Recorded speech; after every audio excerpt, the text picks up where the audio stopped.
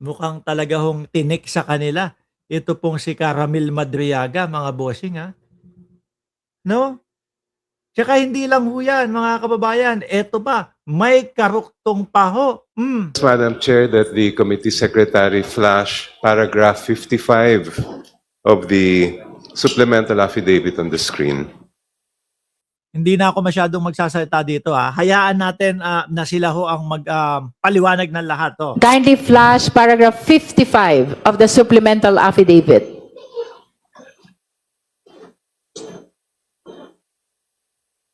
Sabi po ninyo, Mr. Madriaga, I quote, "In the morning of December 20, 2022, Sarah called me and said, Sir Ram, please coordinate with Colonel Nolasco, etc."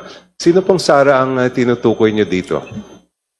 Si Vice President Sara Duterte po, Your Honor. Ngayon, saan ka tinawagan? Sa landline ba yan o sa cellphone? Sa cellphone ko po, yung designated na cellphone ba ginagamit namin. Tignan mo, rektahan niya sinasabi, Tapos itatanggi lang ng Vice Presidente, nakakilala niya si Kuya Ram. Yung cellphone na yon, yun ba ay prepaid o postpaid? Prepaid po yung bigay po ni Presidente sa akin. Honorable Jokno, please refrain in raising probing questions. Well, may I just explain why I'm asking these questions, Yes, Madam Chair? but nonetheless, kindly Yes. confine our question to the contents of the affidavit. For the committee to fulfill its duty of determining whether Mr. Madriaga is telling the truth or not in his affidavit, it would be good if we could have some independent corroboration of his statement. For example, if a witness were to say, tinawagan ako, at may papakita niya halimbawa yung kanyang cellphone na na-save niya noon na meron talagang pumasok na call, then we can reasonably say, nagsasabi yan ng katotohanan.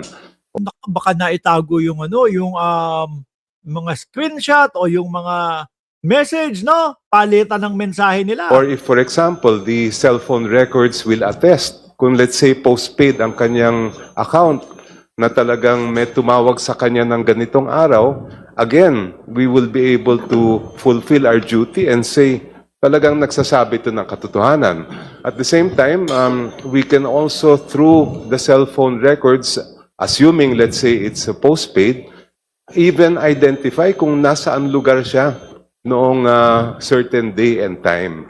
So that's why I'm asking these questions, simply for us to be able to fulfill our duty Honorable of assessing Jokno. the truth. But I do have just a few more questions, if I may, Madam Chair. Of course, Yes, please. if it is probing, I will submit to the discretion of the court, of the Honorable Chair.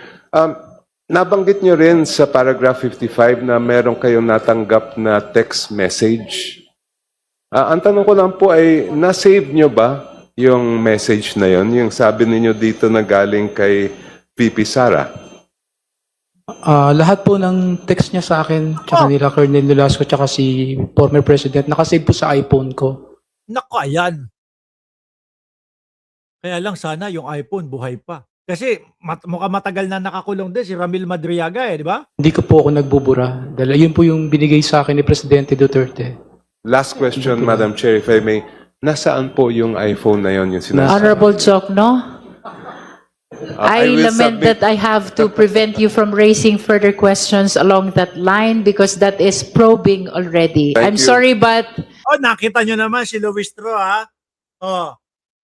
patas na patas, Kahit na yung hahanapin yung cellphone, kumbaga mga kababayan, hindi naman po bias alam niyo po kung sino lang ang nagsasabi na bias itong mga pagdinig na ganito, mga DDS lang po. Nakita nyo, no? Pinipigilan. let us Pero tingin ko si Madriaga, ilalabas yun. Kung hindi ho pinigilan ni Congresswoman Beatrix Luis Troy, ilalabas ho yan, mga kababayan. Kasi nakikita natin, pansin na pansin natin, si Caramel talagang gusto niya matapos na talaga ito.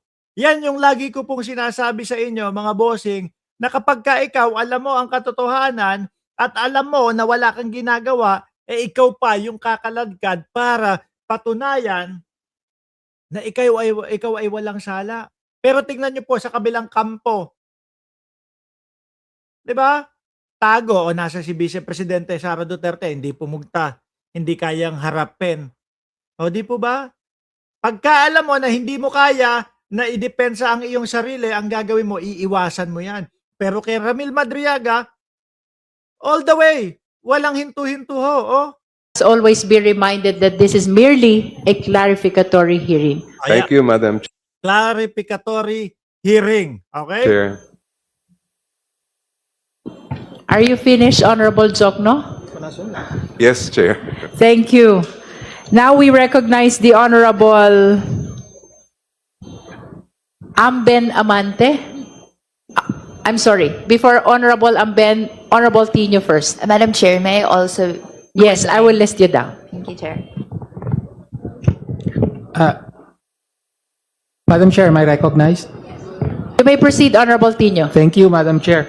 Well, Madam Chair, Ulitin ko, sandali lang bago magtuloy. Nakikita ko ho, yung mga komento at mga mensahe nyo dyan, hindi ko na lang po binabasa upang sa ganon, hindi po maging bias si Mark Ramos. No? Pero nakikita ko, kayo dyan, babawi ako ng shoutout mamayang gabi. No?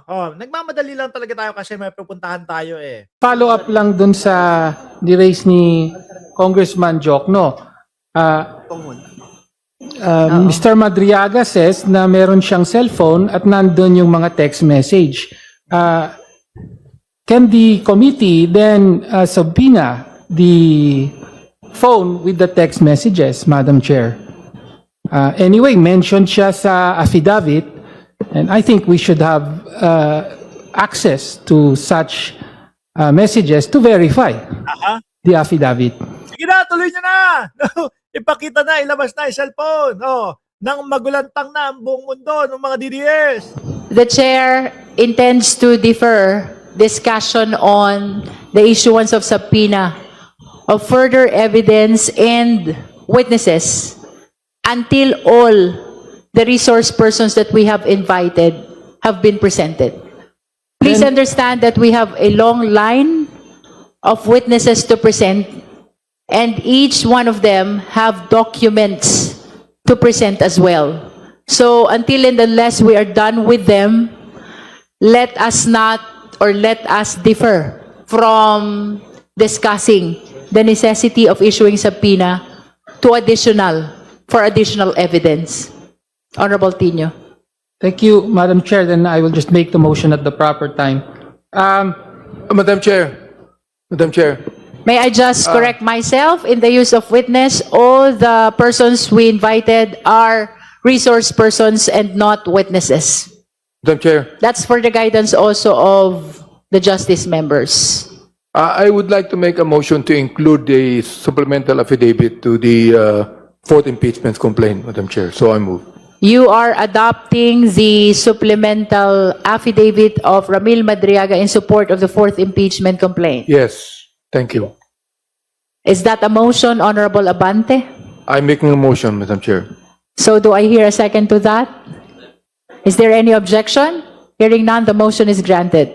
Madam Chair, may I The Honorable Laila de Lima. thank you, Madam Chair. May I also make the same motion?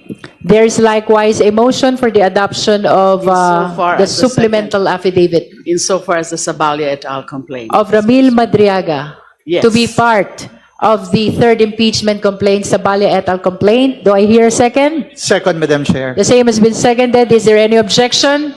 Hearing none, the motion is likewise granted. Sakit ng ulo ng mga DDS dito. Ng mga Duterte. Hindi, yung mga DDS, wala naman yung mga yan eh. Salimpusa lang yan. Pero yung mga Duterte, sakit ng ulo dito kay Ramil Madriaga.